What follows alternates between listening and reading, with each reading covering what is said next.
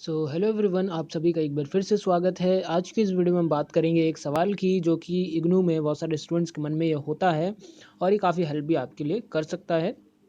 सवाल ये है कि इग्नू में जब आप एग्ज़ाम देने जाते हैं तो आप जब आंसर लिखते हैं तो आप किस किस लैंग्वेज में अपना आंसर लिख सकते हैं, भले ही आपका जो मीडियम हो, आपने जो कोर्स लिया हो, चाहे वो किसी भी मीडियम में लिया हो। मतलब आपका जो कोर्स मटेरियल है आपने इंग्लिश मीडियम में लिया या हिंदी मीडियम में लिया, तो आंसर आप जो है कुछ दूसरी लैंग्वेज में लिख सकते हैं या फिर नहीं लिख सकते हैं। तो इसका सिंपल आंसर है यस, लिख सकते हैं, बट यहाँ पर कुछ कंडीशंस हैं। उन कंडीशंस को जानना बहुत ज़रूरी है, बिकॉज़ अगर नहीं जानेंगे तो गलती हो गई तो आपके जो मार्क्स है आप उसको नहीं ले पाएंगे। ठीक है, आप एग्ज़ाम को नहीं दे सकते हैं।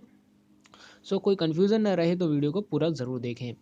तो सबसे पहले मैं बता देता हूँ आपको कि मान लीजिए आपका जो मीडियम है वो इंग्लिश मीडियम है, आपकी सारी किताबें इंग्लिश मीडियम है। अब आप चाहते हैं कि आप किसी दूसरी लैंग्वेज में जो है अपना एग्ज़ाम पेपर जो है लिख सकते हैं या फिर नहीं। तो बेसिकली देखिए होता क्या है कि रूल ये कहता है कि जिस भी लैंग्वेज में आपको जो क्वेश्चन पेपर है वो ऑफ़र करा जा रहा है, उसी लैंग्वेज में आप जो है अपना एग्ज़ाम जो है वो लिख सकते हैं। फॉर एग्ज़ाम्पल इस बात को समझने के लिए मैं आपको एग्ज़ाम्पल बताता हूँ। जैसे कि आप ये देख सकते हैं कि ये जो है एफएसटी का ये एक मैंने क्वेश्चन पेपर डाउनलोड करा है। तो यहाँ पर ये देख सकते हैं ये ऑफ़र किस चीज़ में करा गया है। तो यहाँ पर देख सकते हैं आप, इंग्लिश है, ठीक है।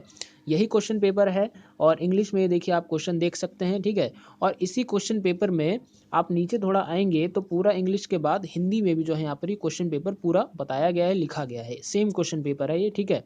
तो इसके मतलब इसका जो यहाँ पर बताने का मतलब है कि ये है कि एक ही क्वेश्चन पेपर में आपको 2 लैंग्वेजेस दी जा रही हैं। इंग्लिश में भी आपको क्वेश्चन बताए गए हैं, हिंदी में भी आपको सेम क्वेश्चन पेपर में क्वेश्चंस बताए गए हैं, ठीक है। किसी-किसी क्वेश्चन पेपर में क्या होता है कि एक यहाँ पर इंग्लिश में एक आपका क्वेश्चन लिखा हुआ है, फिर एक हिंदी में क्वेश्चन लिखा हुआ है, ठीक है। ये एमसीक्यू है, इस वजह से बिल्कुल ही अलग-अलग ऊपर जो है यहाँ पर अलग इंग्लिश में दे दिए क्वेश्चंस एंड उसके नीचे जो है सारे हिंदी में दे दिए अलग से, ठीक है। जहाँ पर सिंपल एक-एक क्वेश्चन होता है तो एक क्वेश्चन के बाद नीचे हिंदी क्वेश्चंस आपको देखने को मिल जाएंगे, ठीक है। तो इस तरीके से जब यहाँ पर चीज़ आती है तो अब आप क्या करेंगे, यहाँ पर आपको जो है 2 लैंग्वेजेस में आपको क्वेश्चन पेपर अप्रूव करा गया है, हिंदी और इंग्लिश लैंग्वेज में।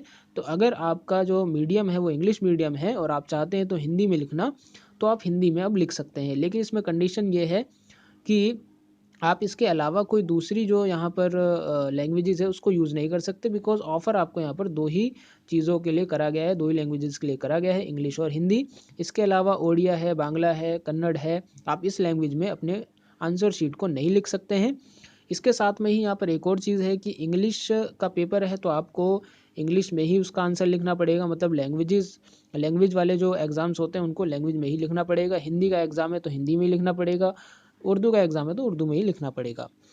ये बहुत ज़्यादा डाउट होता है लोगों के दिल में कि कैसे आप यहाँ पर इसमें मतलब अपने आंसर को लिख सकते हैं या फिर नहीं लिख सकते हैं। तो आशा करता हूँ आपके जो डाउट हैं वो क्लियर हुए होंगे। अगर अभी भी कोई डाउट है तो आप कमेंट भी कर सकते हैं।